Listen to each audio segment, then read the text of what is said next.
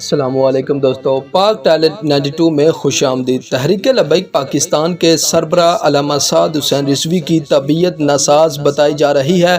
بہت سارے کارکنان کے اسرار پر ہم نے علامہ سعد حسین رضوی سے باقاعدہ طور پر بات کی، آپ کو وہ مناظر بھی دکھائیں گے اور آپ کو یہ بھی بتائیں گے کہ کس وجہ سے علامہ سعد حسین رضوی کی طبیعت ناساز ہوئی۔ مزید آگے بڑھنے سے پہلے اس چینل کو سبسکرائب کریں، ویڈیو کو لائک کریں اور اس ویڈیو کو زیادہ سے زیادہ شیئر کریں۔